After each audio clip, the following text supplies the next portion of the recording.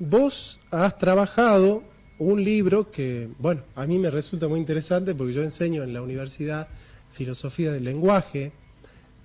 Trabajaste el tema del lenguaje y la política, ¿no?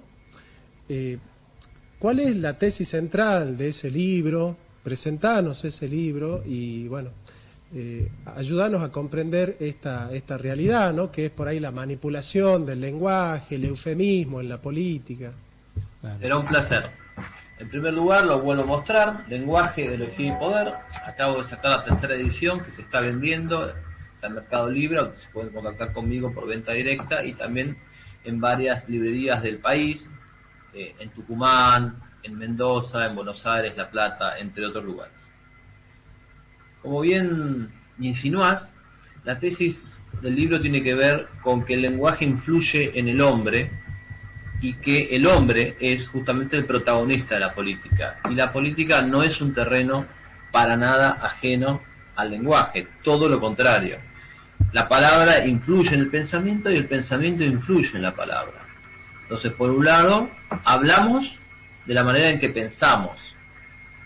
Y por otro lado, la forma en que pensamos determina o de alguna manera preadelanta, cocina la manera en que estamos pensando.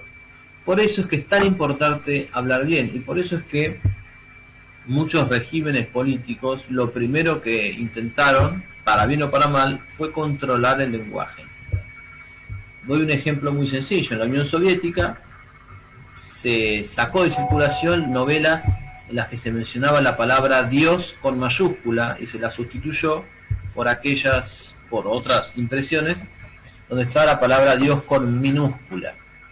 Hace no tanto, en México, 2010-2011, en Sinaloa, hubo un político que en su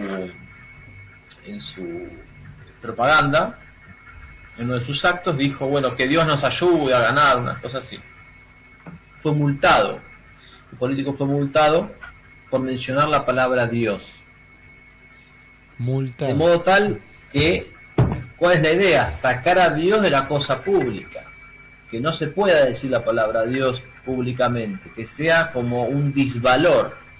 Entonces, una de las cosas que analizamos acá en Lenguaje, Ideología y Poder, que yo les agradezco tanto a ustedes que la posibilidad de presentar el libro, justamente lo que analizamos es la guerra de las palabras, la guerra lingüística, la guerra semántica. Es evidente que aquel que define las palabras, el significado de ellas, tiene la mitad de la batalla ganada. Por eso es que el que controla la premisa controla la conclusión.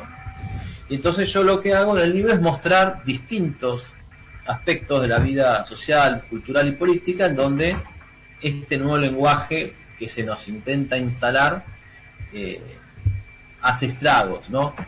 En el feminismo, por supuesto, en el tema del aborto, por supuesto, pero también en el tema social y político anterior al feminismo y al aborto, como el tema de los llamados derechos humanos, en el tema de la cultura, todo el juego que hay entre tolerancia e intolerancia, fanatismo, fundamentalismo, sos cerrado, sos abierto, discriminación. Sí, fascista. Fascista, nazi, sí. Exactamente, son todas palabras que, como dice uno de los autores que yo cito, Alberto Falcionelli, dice, no tienen un sentido para el marxista, dice, y yo agregaría, y para muchos más hoy, no tienen un sentido definido, sino que son palabras que sirven para la acción. Como diría exactamente, como diría el siniestro Stalin, las palabras son balas. Es decir, a él no le importa que la palabra signifique eso o no. No le importa que si yo digo, bueno, no, ¿qué es un fascista? No, pará, expliquemos bien, un fascista es... Lo que importa es atacar, es descalificar una posición. O acusándola también con falacias que tienen que ver con la historia. No, esto es de la Inquisición, esto es medieval, esto es oscurantista. Claro. La Ilustración, por ejemplo, hizo gala de esta guerra semántica. Y lo que yo voy analizando en el libro es eso, son estas palabras.